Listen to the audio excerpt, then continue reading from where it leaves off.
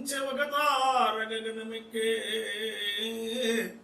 రాజు జీవించు రాతి విగ్రహములందు సుఖ విజీవించు ప్రజల నాల్కలయందు. ఈరోజు వ్యక్తిత్వ నిర్మాణం ఆత్మగౌరవం అనేటటువంటి క్లాస్. దీనిలో ప్రధానంగా ఈ పద్యంలో ఏముందంటే, రాజు మరణించాడు, ఒక తార రాలిపోయింది, సుఖవి మరణించాడు, ఒక తార గగనం ఎక్కిందని స్వయంగా జాషువా గారు చెప్పుకున్నాడు. అంటే ఆయన రాజు కంటే నేను గొప్పవాడిని అని చెప్పుకోవడమే సెల్ఫ్ రెస్పెక్ట్. ఆత్మగౌరవం అంటే తనలో ఉన్నటువంటి ఏ క్వాలిటీని, ప్రతిభని, తనలో ఉండేటటువంటి వ్యక్తిత్వంలో ప్రధానమైంది ప్రతిభ, తనలో ఏ ప్రతిభ ఉందని గుర్తించడమే ఆత్మగౌరవ చిహ్నం. ఈ రోజున పర్సనాలిటీ డెవలప్మెంట్ అనేటటువంటిది ప్రపంచవ్యాపితమైన సబ్జెక్టుగా మారింది. దానిలో ప్రధానమైనది క్యారెక్టర్, వ్యక్తిత్వం. వ్యక్తిత్వం అంటే ఏమిటి? తనలో ఉన్న ప్రతిభను గుర్తించి దానికి మెరుగు పెట్టుకోవడం వ్యక్తిత్వం, కవి వ్యక్తిత్వం. ఇవాళ ఒక షేక్స్పియర్ ఉన్నాడు, మనకు లూయిస్, విక్టోరియా రాణి ఎందరు పరిపాలించారో మనకి ఇంగ్లాండ్ గురించి తెలియదు, షేక్స్పియర్ తెలుసు.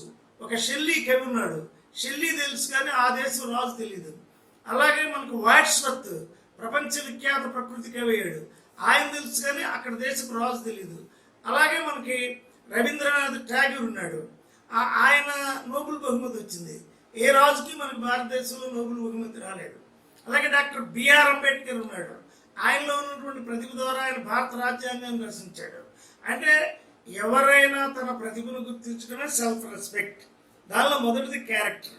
తర్వాత రెండు, వాళ్ళు ఆ దశకి ఎదగడానికి కన్విక్షన్ ఉండడం వల్ల, నిబద్ధత ఉండడం వల్ల. అంటే వారు గుర్తించినటువంటి ఏదైతే ప్రతిభ ఉంటుందో దానికి మెరుగులు పెట్టుకునే నిబద్ధత ఉండడం వల్లే. డాక్టర్ బిఆర్ అంబేద్కర్ చనిపోయే నాటికి ఆయనకి 65,000 పుస్తకాలు ఉన్నాయి. అంటే నేను ప్రతిభావంతుణ్ణి, నేను జ్ఞానవంతుణ్ణి, నేను జ్ఞానార్జన చేయాలి, దానికి సంబంధించిన ఉపకరణాలు నేను సిద్ధం చేసుకోవాలి అని భారతదేశం మొత్తంలో పెద్ద గృహ గ్రంథాలయం ఉన్నవాడిగా ఆయన మరణించాడు. అది ప్రతిభకు కన్విక్షన్. అంటే క్యారెక్టర్ని డెవలప్ చేసుకోవడానికి కన్విక్షన్ కావాలి. దానికి ఇతర విషయాలన్నీ మానుకొని దానికి ధనాన్ని కూర్చుకోవడానికి కానీ, అది రోజు మెరుగుపెట్టుకోవడానికి కానీ సెల్ఫ్ రెస్పెక్ట్తో పాటు కరేజ్ కావాలి అన్నాడు, ధైర్యం కావాలి అన్నాడు. ఇప్పుడు అంబేద్కర్ని తీసుకుంటే మహత్తు చెరువు పోరాటం చేయడం ద్వారా, ఆయన కరేజ్, ధైర్యంగా చేయడం ద్వారా భారతదేశంలో అప్పటి వరకు అంటరాని వాళ్ళు ముట్టుకోనటువంటి చెరువులు ఈరోజు చెరువులో నీళ్లు దాగలుగుతున్నారు, లక్షల చెరువుల్లో నీళ్లు దాగలుగుతున్నారు. అంతేకాదు ఆ పోరాటం ధైర్యాన్ని చెప్పింది. కాన్స్టిట్యూషనల్గా పోరాడే హక్కు ఉందనేటువంటి ఫ్రెంచ్ రివల్యూషన్ నుంచి ఆయన కాన్స్టిట్యూషన్లో పెట్టగలిగాడు. అందుకే ఏ మనిషికైనా ఆత్మగౌరవం కావాలి అంటే, ఏ మనిషి అయినటువంటి ఆత్మగౌరవాన్ని ఎస్టాబ్లిష్ చేసుకోవాలంటే అతనికి తను చేసే పని పట్ల ధైర్యం ఉండాలి. దాన్ని ఇంగ్లీష్లో కరేజ్ అన్నారు, ధైర్యం ఉండాలి. అంతేకాదు ప్రతి మనిషికి కూడా కమిట్మెంట్ ఉండాలి. అంటే నీకు పలానా ఇంగ్లీష్ వచ్చు, ఆ ఇంగ్లీష్ని డెవలప్ చేసుకునే కమిట్మెంట్ ఉంటే, రోజుకి 5 పదాలు నువ్వు డెవలప్ చేసుకుంటే 300 రోజులు, కనీసం 60 రోజులు పోయినా 300 రోజులు కనీసం చేసుకుంటే ఇన్ని పదాలు వస్తాయి. 305 1500 పదాలు, అది 10 సంవత్సరాలు 15,000 అవుతాయి. అలాగా ఒక కమిట్మెంట్తో నువ్వు అభివృద్ధి చెందాల్సి ఉంటుంది. ఆత్మగౌరవం అంటే నీలో ఉన్న ప్రతిభను గుర్తించడం. సెల్ఫ్ రెస్పెక్ట్ మూమెంట్ నడిపాడు పెరియార్ రామస్వామి నాయకర్ని. సెల్ఫ్ రెస్పెక్ట్ మూమెంట్, నీ మీద ఏమి ఆధిపత్యాలు లేవు, నిన్ను నువ్వు గుర్తించు అనే ఉద్యమం నడిపాడు. డాక్టర్ బిఆర్ అంబేద్కర్ కూడా సెల్ఫ్ రెస్పెక్ట్ మూమెంట్ అని ఆయన మూమెంట్కి పేరు పెట్టాడు. మేము నడిపినటువంటి ఆంధ్రప్రదేశ్ దళిత మహాసభ కూడా సెల్ఫ్ రెస్పెక్ట్ అని పేరు పెట్టాం.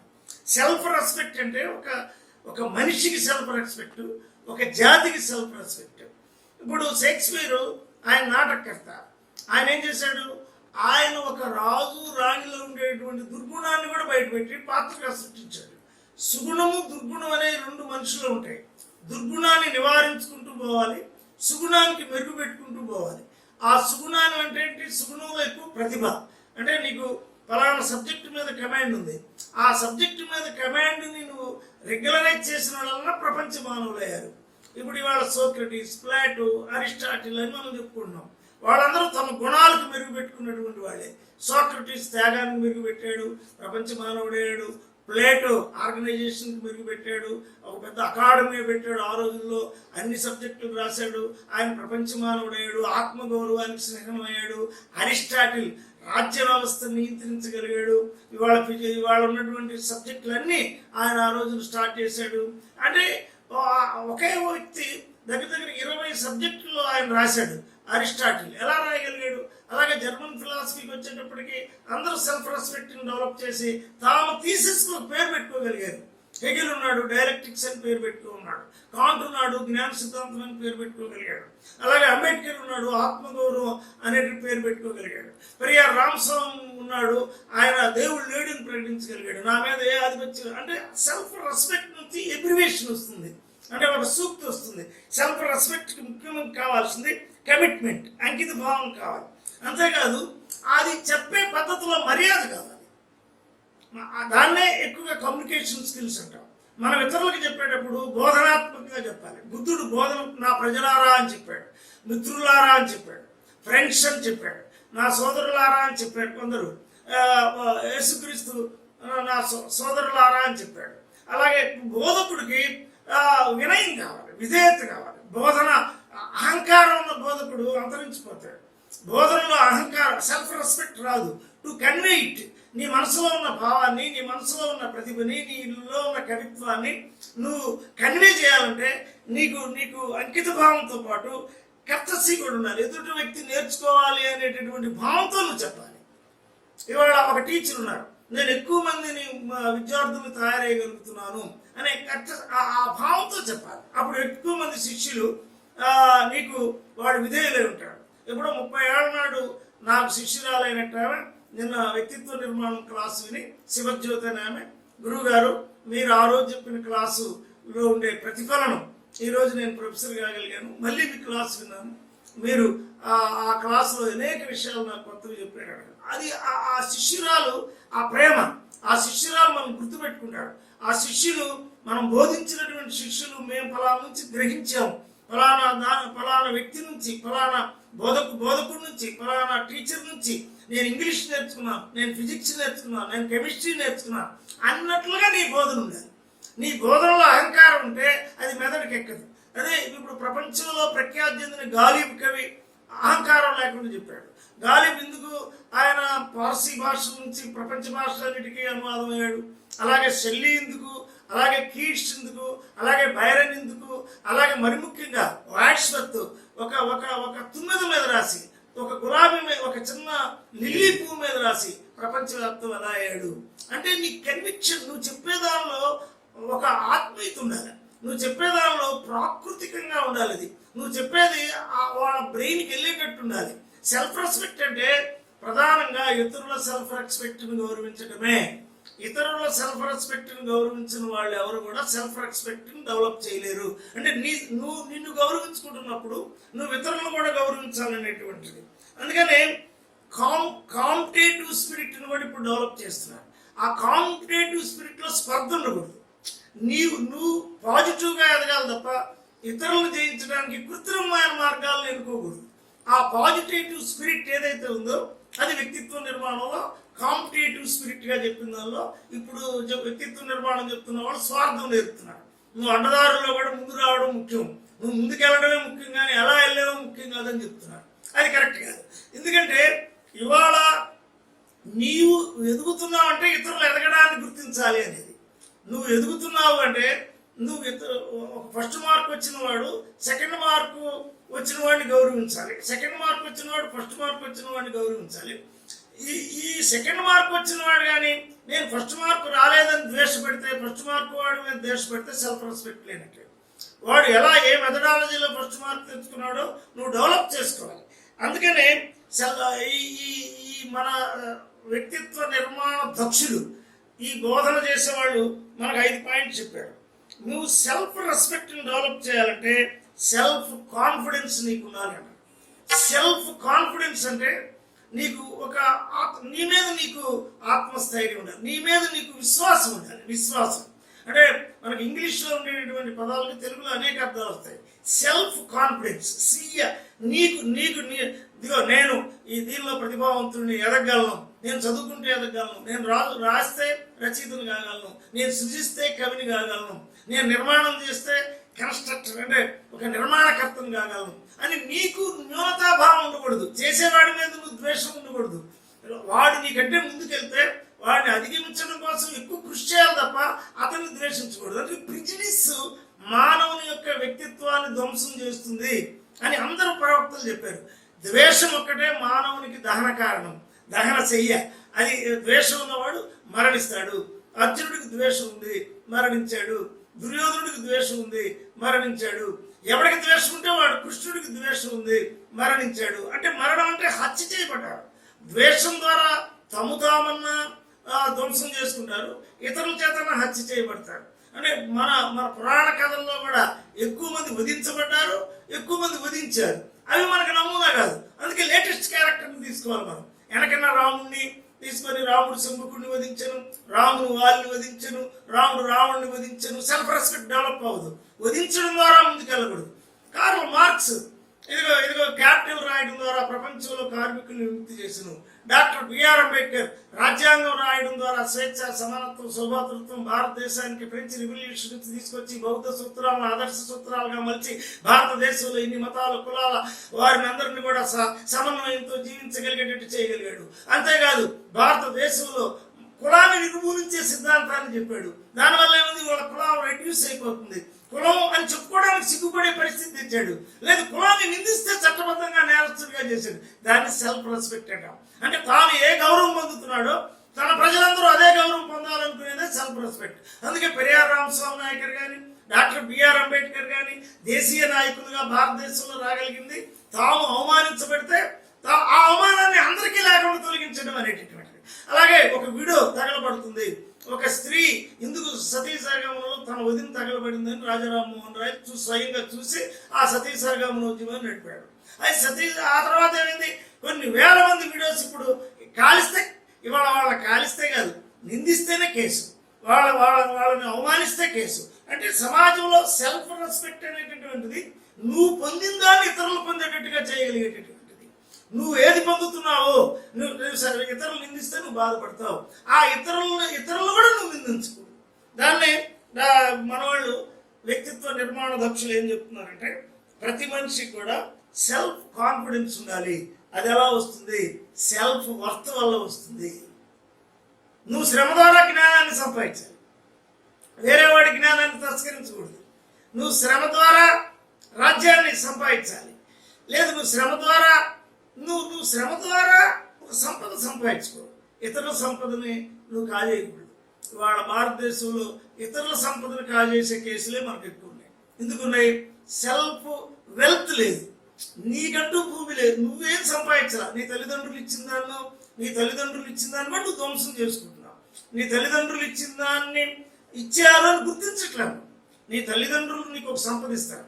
సపోజ్ నీకు శరీరం ఇచ్చారు, నీ తల్లిదండ్రులు శరీరం ఇచ్చారు, చక్కని కళ్ళు ఇచ్చారు. ఆ కళ్ళకి ఏ విటమిన్ అన్ని కూర్చుకోక నీ కళ్ళు పోయింది. అంటే నువ్వు బొప్పాయికాయలు తినక, లేదు నువ్వు కరివేపాకు తినక, నువ్వు లేదు కళ్ళును శుభ్రంగా కడుక్కోక, రోజుకి ఒక 10 సార్లు వాటిని కళ్ళును శుభ్రం చేసుకోక, నువ్వు ఏ కంటెంట్స్ అయితే రక్తలేమి ద్వారా అనేక ద్వారా నువ్వు అంధుడు అయ్యావు. అంటే నీ తల్లిదండ్రులు ఇచ్చిన సంపదనే నువ్వు కాపాడుకోలేకపోయావు. అప్పుడు ఇతరుల కళ్ళు తీసుకొచ్చి నీకు వేయాల్సి వస్తుంది. అండ్ అలాగే నీకు చక్కని నల్లని జుట్టు ఇచ్చాడు. ఆ జుట్టుని కాపాడుకోవడానికి చిన్న కంటెంట్స్. ఈ జుట్టుని కాపాడుకోవాలంటే ఏంటి? చక్కని ఆహారం తీసుకోవాలి, కూరగాయలు తీసుకోవాలి, పండ్లు తీసుకోవాలి, లేదు ఇవి తీసుకోవాలి. నువ్వు నిర్లక్ష్యం చేసావు, నీ జుట్టు అంతా రాలిపోయింది, నీ గోడు గుండె అయిపోయింది. అంటే అప్పుడు ఏమైంది? నీ తల్లిదండ్రులు ఇచ్చిన సంపదనే నువ్వు కాపాడుకోలేకపోతున్నావు. అలాగే నీ తల్లిదండ్రులు నీకు పుస్తకాలు ఇచ్చారు, లేదు నీ చదివిచ్చారు, 10th చదివిచ్చారు, ఇంటర్మీడియట్ చదివిచ్చారు, బిఎస్సీ చదివిచ్చారు, ఎంఎస్సీ చదివిచ్చారు, పిహెచ్డీ చదివిచ్చారు. నువ్వు 2 అక్షరాలు రాయట్లా. నువ్వు 2 అక్షరాలు రాయకపోవడం వల్ల నీ తల్లిదండ్రులు ఇచ్చిన సంపదని నువ్వు ఇంప్రూవ్ చేయట్లా.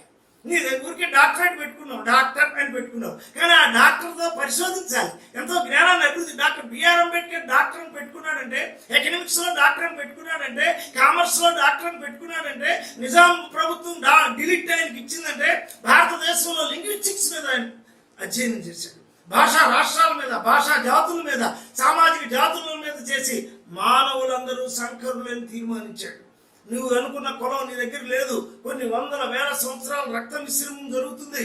మానవులందరూ ఒక జాతి జాతి నుంచి ఇంకొక జాతి కలుస్తూనే వెళ్తున్నారు. నీ కులం అక్కర్లేదు, నేను బ్రాహ్మణ అమ్మాయిని చేసుకున్నాను, నా కులం లేదు. అలాగే కుల నిర్మూలన ఉద్యమం ముఖ్యం, కెమిస్ట్రీ కుల నిర్మూలన మానవ సమాజాన్ని నిర్మిస్తున్న సుమంత్ర సూత్రాన్ని చెప్పాడు. That is self respect. అంటే తాను ఏది పొందాడో, తాను ఏదైతే పొందాడో జ్ఞానం ఆయన ఎక్కడి నుంచి తీసుకున్నాడు? అమెరికాలో ఒక కొలంబియా యూనివర్సిటీ నుంచి తీసుకున్నాడు, లండన్లో స్కూల్ ఆఫ్ ఎకనామిక్స్ నుంచి తీసుకున్నాడు. మార్క్స్ ఎక్కడి నుంచి తీసుకున్నారు? బాన్ యూనివర్సిటీలో ఆయన పిహెచ్డి చేశాడు, ఎపిక్యూరస్ మీద పిహెచ్డి చేశాడు, దేవుడు లేడు అనే నాస్తికుడి మీద పిహెచ్డి చేశాడు. కానీ ఇక్కడ కమ్యూనిస్టులు అందరూ ఏం చేస్తున్నారు? ఆయన క్యాపిటల్ రాసిన వాడిగానే చూస్తున్నారు, దేవుడు లేడని చెప్పేదాన్ని డిలీట్ చేశాడు. అంటే సెల్ఫ్ రెస్పెక్ట్తో చేశాడు ఆయన. ఆ రోజుల్లో జర్మనీలో దేవుడు లేడు అనేటటువంటి ఎపిక్యూరస్ అనే ఒక పెద్ద ఫిలాసఫర్ ఒక సెల్ఫ్ రెస్పెక్ట్తో నేనే నాకు అధిపతిని, నేనే నా మీద ఉన్నటువంటి వాళ్ళందరూ సృష్టించబడ్డ వాళ్ళే, నేనే నిజమైన సృష్టిని, నేను గాలి పీలుస్తున్నాను, దేవుడు పీల్చలేడు, నేను స్నానం చేయగలను, దేవుడు స్నానం చేయిస్తే చేయించుకుంటాడు అని ఎపిక్యూరస్ పెద్ద ఫిలాసఫీ రాశాడు. సోక్రటీస్ కంటే కూడా పెద్ద ఫిలాసఫర్గా పేరు పొందాడు. వాక్కు నుంచి తత్వశాస్త్రాన్ని రాశాడు. కార్ల్ మార్క్స్ దాని మీద పిహెచ్డి చేశాడు. సెల్ఫ్ రెస్పెక్ట్లో కార్ల్ మార్క్స్ ప్రపంచంలో మొదటి 10 మందిలో నిలబడ్డాడు. ఎలాగా? తన తండ్రి విద్య చెప్పించాడు, ఆ విద్యకు ఒక ఫిలాసఫీగా మార్చాడు. దానివల్ల ప్రపంచం మొత్తంలో కూడా మానవుడు ముఖ్యము, శ్రమ చేసేవాడు ముఖ్యము, ఉత్పత్తి ముఖ్యము, ఉత్పత్తి నుంచి సంపద వస్తుంది, సంపద ఇంకొకటి గ్రహించకూడదు, నీ శ్రమ నుంచి వచ్చిందే నువ్వు గ్రహించాలి, ఇతరుల శ్రమను దోచుకోకూడదు. That is self respect movement. Karl Marx కార్మికులకు సెల్ఫ్ రెస్పెక్ట్ కలిగించాడు. అందువల్ల కార్మికుడు వాడు నేను శ్రమ చేస్తున్నాను అని వాడు పోరాటం చేస్తున్నాడు, నాకు బోనస్ ఇవ్వు అని పోరాటం చేస్తున్నాడు. అలాగే ఒక టీచరు నేను బోధ చేస్తున్నాను, నాకు బోనస్ ఇవ్వు, లేదు నాకు పిఎఫ్ ఇవ్వు, నాకు జీతం పెంచు అని ఆ సెల్ఫ్ రెస్పెక్ట్ నుంచే డిమాండింగ్ నేచర్ వస్తుంది అన్నాడు. ఇవాళ వ్యక్తిత్వ నిర్మాణ దక్షులు ఏం చెప్తున్నారంటే సెల్ఫ్ వర్త్తో పాటు సెల్ఫ్ నాలెడ్జ్ కావాలంటారు. చాలామంది నేర్చుకున్న దాంతోనే ఒక గ్రంథ పఠనంలో అంటే పుస్తకం చూసి పాఠం చెప్పేవాళ్ళు కూడా నేను చాలా మందిని చూశాను. అంటే నేర్చుకున్నది తప్ప సృజనాత్మకత లేదు, దేర్ ఈజ్ నో క్రియేటివిటీ. అంటే సెల్ఫ్ నాలెడ్జ్, నువ్వు ఎంత చదువుకున్నాక నీకు ఒక నాలెడ్జ్ ఉండాలిగా. డాక్టర్ బిఆర్ అంబేద్కర్ నెహ్రూ ఎదిరించాడు, గాంధీని ఎదిరించాడు. గాంధీని ఎందుకు ఎదిరించాడు? ఇదిగో నువ్వు చెప్తున్న వర్ణ వ్యవస్థ నిజం కాదు, సెల్ఫ్ నాలెడ్జ్తో చెప్పాడు ఆయన. నిజంగా నువ్వు వర్ణ వ్యవస్థ అయితే నువ్వు వ్యాపారస్తుడిగా ఉండాలి, నువ్వు రాజకీయవేత్తగా మేము గుర్తించాము. లక్షలాది మంది నువ్వు దండి సత్యాగ్రహం చేస్తే నీ పిలుపు నిన్ను వచ్చారు. ఎందుకు వచ్చారు? క్విట్ ఇండియా అంటే వస్తువులు పక్కన పడేశారు. నిన్ను రాజకీయవేత్తగా గుర్తిస్తున్నావు అంటే నీ కులం దాటి నిన్ను గుర్తిస్తున్నావు. అప్పుడు గాంధీ రియలైజ్ అవ్వడు. అయినప్పటికి కూడా ఆ వర్ణ వ్యవస్థ అస్పృశ్యులు వాళ్ళు వాళ్ళ కులంలోనే జీవించాలి, ఆ శౌచ కార్యమే చేయాలని గాంధీ అన్నాడు. డాక్టర్ బిఆర్ అంబేద్కర్ తాను పొందిన సెల్ఫ్ రెస్పెక్ట్, ఏ సాహు మహారాజు అయితే తానికి ఉపకార వేతనం ఇచ్చాడో అదే ఉపకార వేతనాన్ని వందల వేల లక్షల మంది కలిగిస్తే వారు బిఏలు చదువుతారు, వారు ఎంఏలు చదువుతారు, వారు పిహెచ్డీలు చదువుతారు, సెల్ఫ్ రెస్పెక్ట్తో బతుకుతారు, లాయర్లు అవుతారు, డాక్టర్లు అవుతారు, ఇంజనీర్లు అవుతారు, ఈ దేశంలో సెల్ఫ్ రెస్పెక్ట్తో బతుకుతారు, ఇతరులకు వైద్యం చేయగలుగుతారు, ఇతరులకు పాఠం చెప్పగలుగుతారని ఆయన స్కాలర్షిప్ తీసుకొచ్చాడు, ఆయన రిజర్వేషన్ తీసుకొచ్చాడు, ఆయన ఉద్యోగాల్లో కూడా రిజర్వేషన్ తీసుకొచ్చాడు. అది సెల్ఫ్ నాలెడ్జ్ని ఇతరులకు పంచటం. అంటే తాను పొందాడు ఉపకార వేతనం, తాను బరోడా మహారాజు దగ్గర నుంచి పొందాడు ఉపకార వేతనం. మరి బరోడా మహారాజు నుంచి పొంది ఒక అస్పృశ్యుడు లండన్ వెళ్ళి చదువుకున్నాడు, అమెరికా వెళ్ళి చదువుకున్నాడు, జర్మనీ వెళ్ళి చదువుకున్నాడు. ఈ రోజున ఆ సెల్ఫ్ రెస్పెక్ట్తోనే కొన్ని వందల మంది దళితుల నుంచి కలెక్టర్లు అయ్యారు, కొన్ని వందల మంది అవుతున్నారు, హార్వర్డ్ యూనివర్సిటీలో చదువుతున్నారు, లండన్ స్కూల్ ఆఫ్ ఎకనామిక్స్లో చదువుతున్నారు. ఆ సెల్ఫ్ రెస్పెక్ట్ మనం పొందడం కాదు, ఇతరులకు ప్రవహింపజేయడమే. ఇతరుల ఆత్మగౌరవాన్ని నాదం అంటే పెరియార్ రామస్వామి నాయకర్ మొత్తం ద్రవిడ దేశంలో మన భాషల్ని మనం అభివృద్ధి చేసుకోవాలి, ద్రవిడియన్ లాంగ్వేజ్ని మనం అభివృద్ధి చేసుకోవాలి. ద్రవిడ భాష నుంచే తెలుగు, తమిళ, కన్నడ, తుదా, కుట, గుండు, కోయిక్కు, మాల్టో, బ్రాహుయి 12 భాషలు అభివృద్ధి చెంది మనకు ఒక భాషా సంస్కృతి ఉంది. మన భాషా సంస్కృతి మీద ఇంకొకటి వచ్చి భాషను రుద్దకూడదు. మనం అంతర్జాతీయ భాషలు నేర్చుకోవాలి, కానీ మన భాషను మనం ఎప్పుడు కాపాడుకోవాలని ఆయన మన రాజ్యాన్ని మనం పాలించుకోవాలంటే ఈరోజు కాంగ్రెస్ కానీ బీజేపీ కానీ ఇంతవరకు తమిళే పాలించుకుంటున్నారు కానీ ఇంకొకటి ఆధిపత్యం అక్కడ రాలేదు. అది సెల్ఫ్ రెస్పెక్ట్తో పాలిటిక్స్ చెప్పాడు. సెల్ఫ్ రెస్పెక్ట్తో అంబేద్కర్ పాలిటిక్స్ చెప్పాడు. నీ రాజ్యాన్ని నువ్వు పాలించుకో. నువ్వు ఇతరులను పాలించే రాజ్యంలో ఉండి నువ్వు అడుక్కున్నావా, నాకు మసీదు, నాకు హాస్పిటల్ కట్టు, నాకు విద్యాలయాలు కట్టు, నా పిల్లవాడికి ఫీజు ఇవ్వు అని నువ్వు అడుక్కున్నావా, వాడు అతను కొన్ని ఇస్తాడు. కానీ అతను భూమి ఇవ్వడు, అతని పరిపాలనలో భాగం ఇవ్వడు, అతని సంపదలో భాగం ఇవ్వడు. అది doctor B R Ambedkar self respect movement నుంచి ఆయన అవన్నీ రావాలంటే ఆయన ఏం చెప్పాడంటే సెల్ఫ్ నాలెడ్జ్ కావాలి అన్నాడు. అందుకు నువ్వు దేనిలో ప్రతిభావంతుడివే. ఒక ఇంజనీర్ ఉన్నాడు, ఆ ఇంట్లో ఇంజనీరింగ్ సామాన్ ఎంత ఉంది.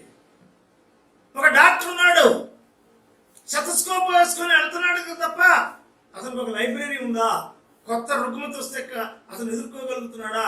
ఇవాళ కరోనా వంటి వ్యాధి వస్తే భారతదేశం దగ్గర 18 లక్షల కోట్ల బడ్జెట్ ఉన్నటువంటి భారతదేశం 9 లక్షల కోట్ల రూపాయలు రక్షణకు ఉపయోగించేటువంటి భారతదేశం స్వీయమైనటువంటి మందును కనుక్కోగలిగిందా.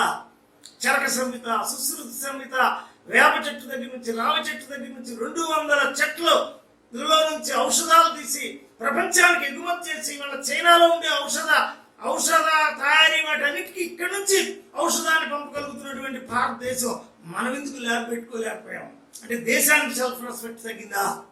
మన ఉత్పత్తుల్ని అంటే భారత ప్రపంచం మొత్తంలో ఔషధ చెట్లు అది మరియు మాతులుగా లవంగలుగా చూతకేతకి బల్లాత కమర పనస వడజ కురంద కోవిదార ఖర్జూర నారికేళ చందన పిచుమంద మందార జంబు జంబీర మాధవి మధుక తలోక పలాస నాగ పున్నాగ చంపక చంద్రపత్ర మరుక మల్లికామ తల్లిక ఇవన్నీ ఔషధం చెట్లు పేర్లు. ఎప్పుడు క్రీస్తు శకం 15వ శతాబ్దంలో పోతన రాశాడు ఈ చెట్లు పేర్లన్నీ ఇవన్నీ. మరి వాటిలో ఎన్ని చెట్లని మనం పరిశోధించాం. ఆ చెట్లు నరికి అమ్ముకుంటున్నాం, ఆ బొంగులు నరికి ఫ్యాక్టరీలు పెట్టి కాగితం తయారు చేసుకుంటున్నాం. ఆ చెట్ల నుంచి ఔషధాలు అందిస్తే భారతదేశ బడ్జెట్ జీడిపి ఈ రోజు డబుల్ అవుతుంది. ఏమి నీకుందో తెలుసుకోవడం, మనిషి తెలుసుకోవట్లా. నాలో ఈ ప్రతిభ ఉంది, రోజుకు 2 గంటలు చదువుతున్నానంటే నేను టీవీ చూస్తున్నా, సెల్ ఫోన్ చూస్తున్నా, పిల్లలతో ఆడుకుంటున్నా, మనవాళ్ళతో ఆడుకుంటున్నా అనే వ్యక్తి వాళ్ళు డెవలప్ కావట్లేదు. వాళ్ళ వ్యక్తి డెవలప్ కావట్లా, దేశం డెవలప్ కావట్లేదు. దేశంలో జ్ఞాన సంపద లేదు, నోబెల్ బహుమతి వచ్చిన వాళ్ళు లేరు. రవీంద్రనాథ్ ఠాగూర్ తర్వాత 2 భారతదేశంలో పుట్టిన వాళ్ళకి వచ్చింది, కానీ భారతదేశ పరిశోధన వల్ల మనకు నోబెల్ బహుమతి రావట్లేదు. ఎందుకు రావట్లేదు?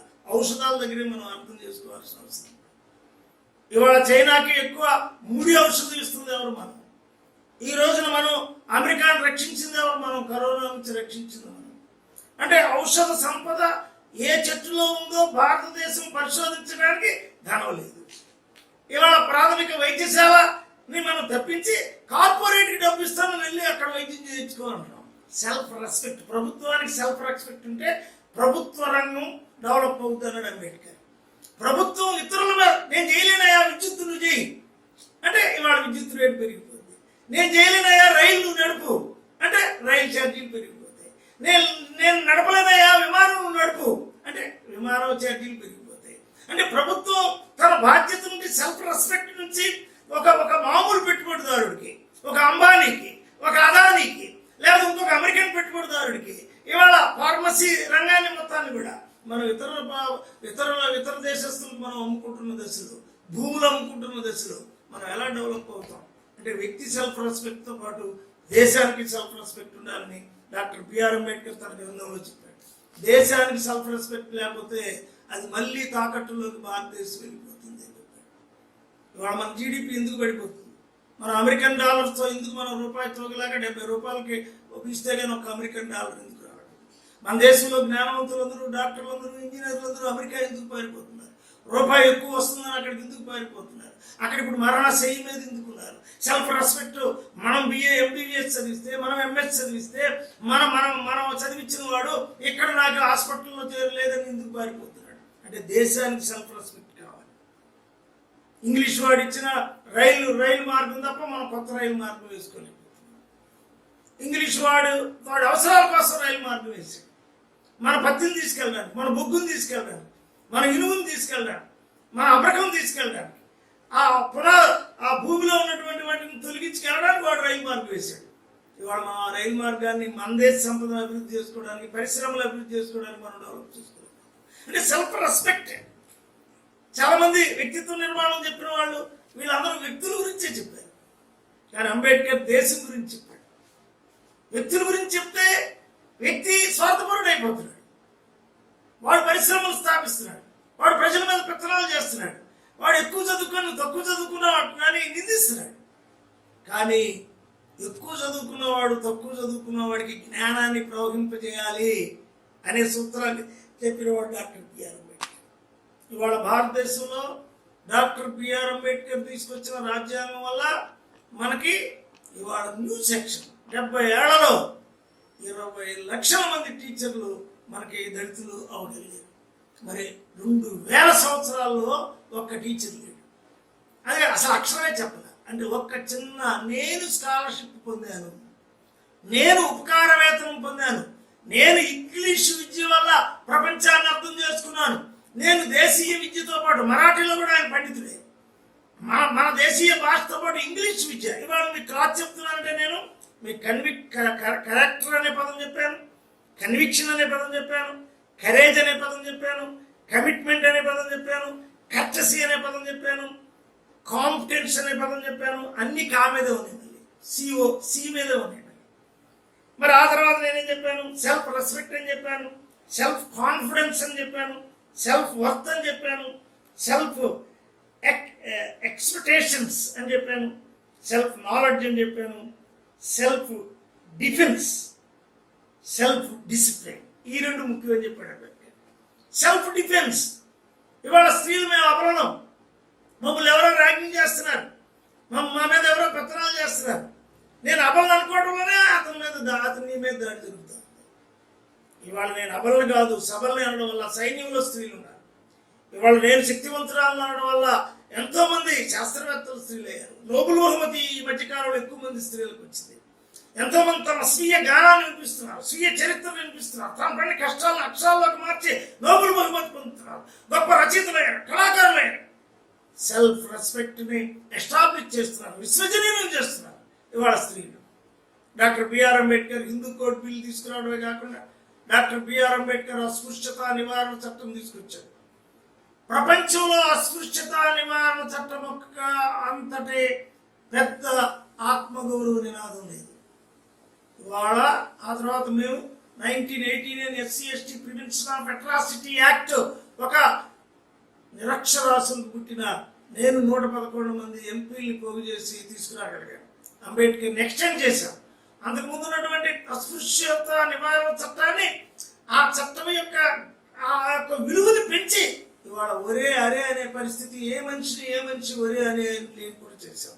అంతేకాదు స్త్రీ ఉద్యమాన్ని డెవలప్ చేసి స్త్రీకి ఇళ్ల పట్టాలు ఇచ్చేటట్టు చేయగలిగాం. ఇవాళ రేపు రాబోయే పట్టాలని స్త్రీలకే తేగలిగాం.